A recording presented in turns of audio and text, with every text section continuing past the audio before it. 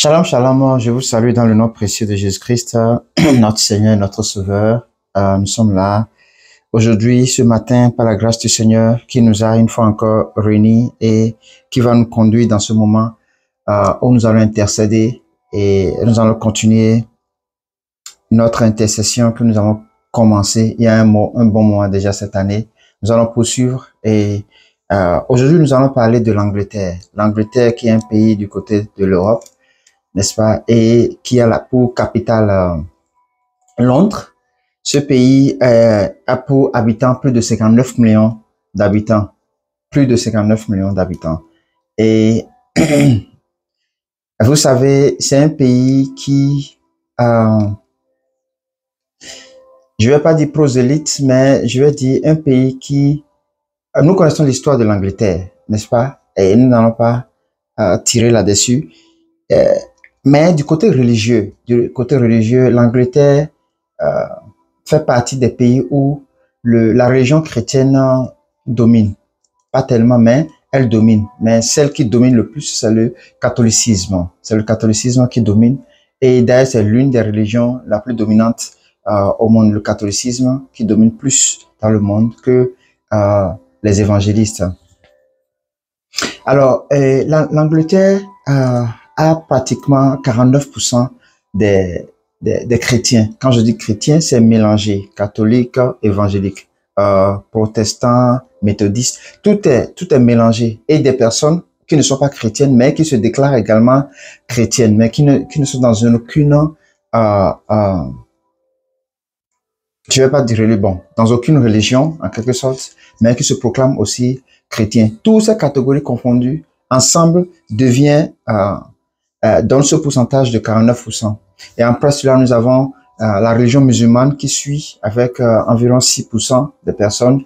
Et nous avons la religion bouddhiste. Nous avons aussi les athées. Nous avons aussi des personnes qui pratiquent le yoga comme une religion. Vous savez.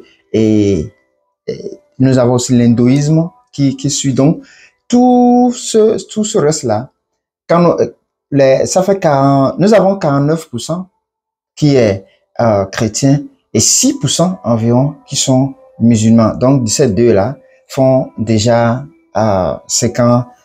Donc, les 45% restants sont yoga, tout le reste là. 45%. Très énorme. Très énorme. Maintenant, quand nous ajoutons la région musulmane de 6% sur les 45% des autres religions, qu'on met la religion chrétienne des côtés, n'est-ce pas? Nous avons un total de 61% qui est élevé plus que la religion chrétienne. Et en plus, dans cette religion chrétienne, nous avons une subdivision, n'est-ce pas? Donc, en général, qu'est-ce que je veux dire? Je veux dire par ici que la religion chrétienne, n'est-ce pas, qui réellement, parmi les 49%, suit réellement Christ, est en faible nombre. Je ne veux pas indexer une religion parmi les 49%, mais nous savons tous celle qui est beaucoup plus, qui se bat plus pour le royaume, qui beaucoup plus fait l'œuvre de Christ, qui marche beaucoup plus sur la volonté de Christ, sur les pas de Christ. Elle est en très faible nombre. Alors, aujourd'hui, vous savez, nous allons prier spécialement pour ces 61% là. Pour ces 61% là, c'est eux qui sont notre objectif ce matin. Nous allons prier vraiment pour la renaissance, n'est-ce pas, pour la révélation de Christ, pour l'impactation de Jésus-Christ sur leur vie. Pas, comme l'a dit dans sa parole, pas des songes, pas des visions, pas des révélations qui va se révéler à eux, qu'ils le fassent dans par ces manières-là, ou peut-être par ses enfants, par des personnes qui l'auraient choisi. Et c'est à ça que nous sommes appelés. C'est à ça que nous sommes appelés. Et ce matin, nous allons prier et nous allons demander ces choses au Seigneur. Nous allons demander, intercéder, demander que l'évangélisation vraiment aille à un niveau plus élevé en Angleterre. Et par la révélation de Christ, ils seront, une partie au moins sera préparée, peut-être par nos prières avant l'arrivée de Jésus et avant son retour. Nous allons lever nos voix et nous allons prier cette prière simplement nous laisser guider par le Saint-Esprit et prier pour ces 61% qui sont en Angleterre, qui ne connaissent pas Jésus-Christ. Et ceux-là qui même, parmi les 49%, connaissent, disent qu'ils sont chrétiens, mais ne le sont pas, et se considèrent comme chrétiens, ceux-là ici également, nous allons intercéder pour eux, nous allons demander la main de Dieu, et qu'ils aient la révélation, la vérité du Seigneur Jésus-Christ, car sa parole est la vérité. Nous élevons nos voix et nous prions pour l'Angleterre, pour les 61% de personnes qui ne sont pas encore connectées, qui ne connaissent pas encore Jésus-Christ, qui n'ont pas encore vécu Christ, qui n'ont pas une alliance, une intimité avec Jésus-Christ, qui ne savent pas qui est Jésus-Christ, qui ne savent pas et réellement la vie en Jésus-Christ, le fait de rejeter le péché et de s'accrocher à Jésus-Christ, le fait de chercher la vérité, parce que la Bible dit chercher la vérité et vous trouvez la vérité et elle vous affranchira. Et cette vérité, c'est Jésus-Christ. Alors nous allons déclarer ces choses sur l'Angleterre, sur les 61% des personnes qui ne connaissent pas encore Jésus-Christ. Dans le nom de Jésus, nous prions. Oh Père, mon Dieu, éternel Dieu, en ce jour et en ce matin où tu nous as réunis, oh éternel Dieu, tu nous as permis encore de nous tenir sur la brèche pour intercéder, car tu as dit, je cherche une personne qui se tiendra sur la brèche pour intercéder pour ce peuple, car ce peuple s'égare et ne connaît pas mes voies, ne connaît pas mes commandements, ne connaît pas mes lois et mes préceptes. Oui, Seigneur éternel Dieu, nous venons faire ta volonté ce matin et nous demandons ta main sur l'Allemagne, sur l'Angleterre. Nous demandons, Seigneur éternel Dieu Père, que ta main soit étendue sur eux, Seigneur, au nom de Jésus-Christ.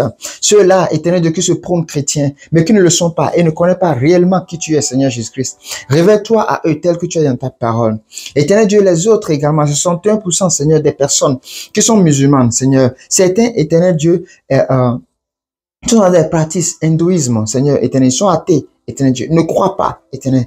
Seigneur éternel Dieu, pratique le yoga comme une religion. Certains pères, éternel Dieu, pensent que, parce qu'ils sont hindous, et ils sont dans l'hindouisme, Seigneur éternel Dieu, ils seront sauvés. Non. Ta parole dit que c'est toi seul qui es sauvé. C'est pas toi seul que ils sont sauvés. Pas Jésus-Christ. Rien que par Jésus-Christ. Éternel Dieu, nous prions au nom de Jésus. Parce que tu as dit dans ta parole que tu enverrais des visions, Seigneur éternel Dieu. Père, et que que les fils, Seigneur, vont prophétiser, Seigneur éternel Dieu, les visions, les prophéties, Seigneur éternel Dieu, les révélations, Seigneur, leur sont accordées également au nom de Jésus. Qu'il en soit ainsi, Père, au nom puissant de Jésus. Nous demandons, Seigneur éternel Dieu, Père, que tu accomplisses cela, que tu le fasses, Seigneur, parfaitement au nom de Jésus. Père, par notre volonté, mais ta volonté, Seigneur, que ces âmes soient sauvées, que tu te révèles à eux au nom de Jésus. Mon frère et ma sœur, éternel Dieu, avec moi, nous sommes, éternel Dieu, réunis dans un même accord, Seigneur, et acceptés d'intercéder pour eux, de prier pour eux, de demander ta main sur eux. Éternel, au nom de Jésus, révèle-toi à eux, Seigneur éternel Dieu, accorde la lumière qui est la vérité, de connaître Jésus-Christ, qui est le seul modèle à suivre, qui est la seule vérité, qui est le seul chemin, qui est la vie et la vérité. Seigneur éternel Dieu, Père, je te demande, dans le nom puissant de Jésus-Christ, Père, étends ta main, Seigneur, sur l'Angleterre. Étends ta main, Seigneur, éternel, sur les brebis égarées, sur ceux-là qui ne te connaissent pas, mais qui ont la volonté de connaître le vrai Dieu, mais le cherchent pas des mauvaises pratiques, le cherchent pas des mauvaises mains. Éternel Dieu, parce qu'ils sont trompés par l'ennemi. Seigneur, je te prie, nous te prions au nom de Jésus. Révèle-toi, révèle-toi, Seigneur, révèle-toi au nom de Jésus-Christ, Père. Que les âmes soient sauvées, Seigneur. Au dernier jour, qu'il y a moins, Seigneur, et même presque personne, Seigneur éternel Dieu, de ce pays-là et de ces personnes-là, Seigneur éternel Dieu, qui iront en enfer.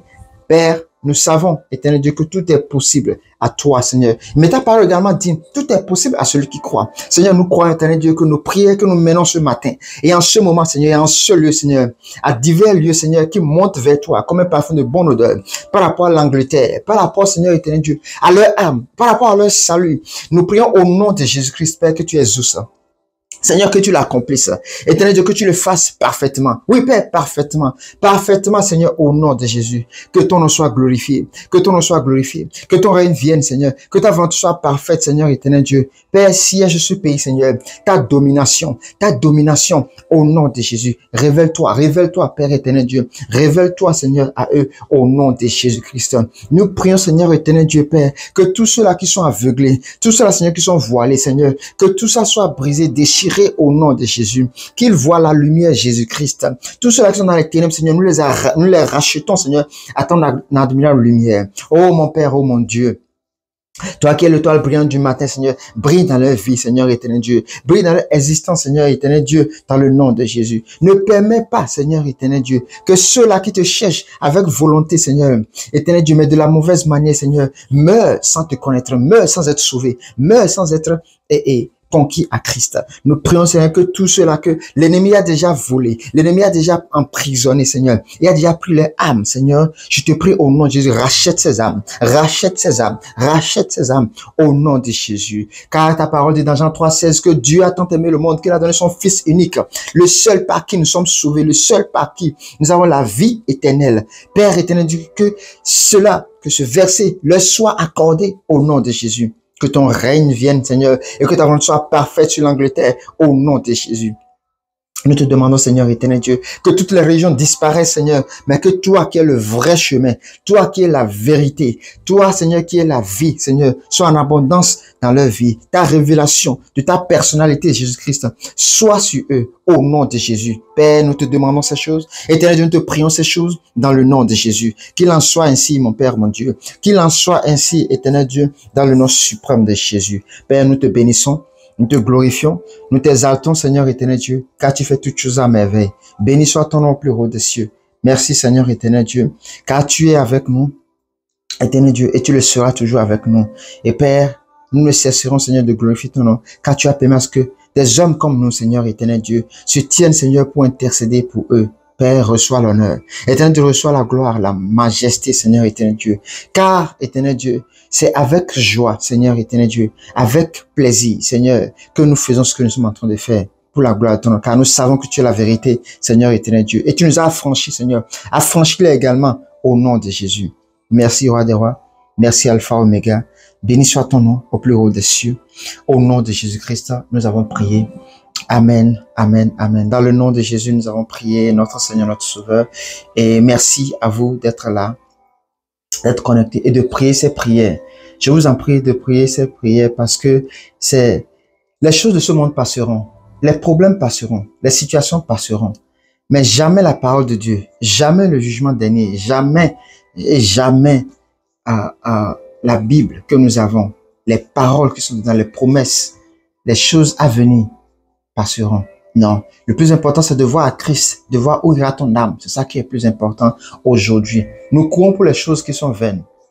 Mais ces choses, nous mourrons et nous laisserons cela. Car la Bible dit, il est accordé aux hommes de mourir une seule fois. Et ensuite viendra le jugement. Et ce jugement, c'est Jésus-Christ. C'est pour cela, toi qui m'écoutes et qui est là aujourd'hui. Peut-être tu es tombé sur cette vidéo et que tu n'as pas connu réellement Jésus-Christ. Laisse-moi te le présenter. Jésus-Christ, c'est ton ami, c'est ton père, c'est ton grand-père. Jésus-Christ est la personne qui n'échoue jamais, qui prend la responsabilité de toi, la personne, et qui maintient parfaitement.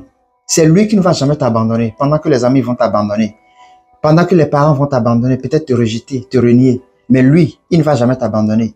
Il est toujours auprès de toi et avec toi et partout où tu es. C'est vrai que tu ne peux pas le voir comme tu me vois ou peut-être comme tu vois tes amis et autres.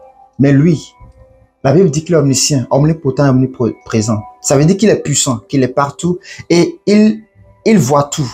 Donc, cette personne-là qui est Jésus-Christ, c'est vrai que tu ne peux pas accepter peut-être qu'il est Dieu. Mais laisse-moi te dire qu'il est Dieu, car Thomas lui a demandé. Les apôtres également lui ont demandé, montre-nous Dieu et cela nous suffit. Il dit, tu m'as vu, comment dis-tu que montre-nous Dieu et cela vous suffit? Depuis combien de temps je suis avec vous et tu me demandes que de vous montrer le Père? Celui qui m'a vu a vu le Père. Donc en réalité, ce qu'il veut dire par là, le Père s'est manifesté de sa divinité spirituelle, il s'est manifesté physiquement et il a pris au corps la chair, l'enveloppe, Jésus-Christ, qui est la personne, pour nous montrer son chemin et qui est la Bible, qui est la parole de Dieu. C'est tout. Jésus-Christ est Dieu, fait enveloppe sur la terre, parce qu'il ne peut pas venir nous enseigner ces choses qui sont jouées dans la Bible et spirituellement, quand même il peut le faire, mais il fallait qu'il vive et qu'il sache réellement comment la vie humaine, la vie de la personne que nous sommes, chair terrestre, se passe. Il a vécu, il a été né, il a grandi, il a fait son ministère et il est mort. Il a tout pris à la croix pour nous. C'est ce Jésus-Christ là que je te parle. Celui-là, quand il rentre ta vie, il ordonne ta vie. Quand c'est en désordre, il le met en ordre. Quand tu es rabaissé, c'est lui qui t'élève. Quand tu es rejeté, c'est lui qui t'accepte. Quand tu es considéré comme néant, c'est lui qui t'amène comme un géant. Quand tu es considéré comme négligé, rejeté par la société, méconnu par toute personne, lui t'amène à la table des rois. Il te lave, tu es dans la boue, il te prend, il te change, il te lave et il te présente au monde comme un bijou rare. C'est ce Jésus-Christ-là que je te parle.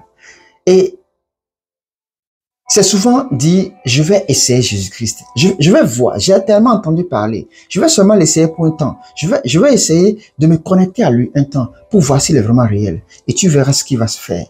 Et cela ne nécessite pas que tu aies auprès de quelqu'un. C'est dans ton cœur. N'est-ce pas? Si tu ouvres ton cœur, si tu disposes ton cœur, et réellement au fond de toi, tu veux le connaître, il va se révéler à toi, simplement. Simplement, tu n'as pas besoin qu'on prie pour toi, tu n'as pas besoin de ceci, de cela, mais c'est de oser, de donner ton cœur, de disposer ton cœur, et de demander à ce qu'il se révèle à toi, que tu veux le connaître réellement. Cela m'est arrivé, et c'est pour ça que j'en parle. Et aujourd'hui, si je meurs, j'ai l'assurance que j'aurai la vie éternelle. Si tu n'as pas cette assurance, tu as besoin d'avoir cette assurance. Et c'est Jésus qui te donne cette assurance. Et au fond de toi, tu dois vouloir cela. Le fait de vouloir déjà le connaître. Une volonté parfaite, n'est-ce pas? Qui n'est pas souillée dans ton cœur de le connaître. Il va se révéler à toi. Car Dieu cherche le cœur, les cœurs purs. Ce n'est pas les cœurs qui ne pêchent pas. Un cœur pur, c'est un cœur qui est honnête envers Dieu, parce que Dieu, tu considères que Dieu te voit, n'est-ce pas? Mais celui qui est en face de toi ne connaît pas ce qui est dans ton cœur. Quelqu'un physique ne connaît pas. Mais Dieu seul peut connaître ton cœur. Quand tu es seul, ce que tu fais, c'est Dieu seul qui sait. Donc, c'est ce que Dieu veut. Un cœur honnête, c'est ça qui est un cœur pur. Devant lui, quand tu dis que, Père, je suis un voleur, je vole tout le temps, personne ne sait, mais aide-moi. Il sait que c'est un cœur pur qui est en train de se révéler. Tu comprends? Donc, reconnaître son péché et de le confesser. Ça, c'est un cœur pur. Et c'est ce que le Seigneur veut. Que tu renies, que tu rejettes tous tes péchés, toute ta vie, tout ce que tu fais continuellement. Et à chaque fois que tu rejettes ça et que tu viennes vers lui. Père, prends-moi tel que je suis. Je veux avoir une intimité avec toi. Je veux te connaître réellement. Oui, Seigneur Jésus-Christ, j'ai entendu parler de toi. Viens dans ma vie. Je veux essayer Jésus-Christ. Je veux voir. Je veux connaître ton cœur. Tu laisses ton cœur révéler réellement ce qui est dedans. Mais c'est une volonté. C'est une volonté qui vient du cœur. Pas de la bouche, mais du cœur. Et c'est du cœur que ça vient et que la bouche s'exprime. Et je prie vraiment que le Seigneur multiplie des personnes qui ne le connaissent pas encore, qu'ils viennent à lui avec un cœur pur pour désirer Jésus. Alléluia. Que son nom soit béni. Et c'est lui seul qui a la solution à tes problèmes. Avoir Jésus-Christ ne veut pas dire que tout sera parfait. Non. Mais tout est possible. C'est ce que ça veut dire. Avoir Jésus-Christ avec toi. Malgré les situations, malgré les tempêtes, c'est possible avec Jésus. Il est le seul qui peut le faire, qui est capable, qui a le mandat. Et c'est en son nom que la Bible dit tout genou doit fléchir et toute langue doit confesser qu'il est Seigneur et qu'il est sauveur de l'humanité et de toute personne désireuse. Alléluia. Que le Seigneur vous bénisse. Que son nom soit glorifié. Merci à notre Dieu qui a permis cela. Shalom. Que le Seigneur nous garde d'ici demain. Portez-vous bien. Nous nous verrons. Shalom, shalom. Amen, amen, amen.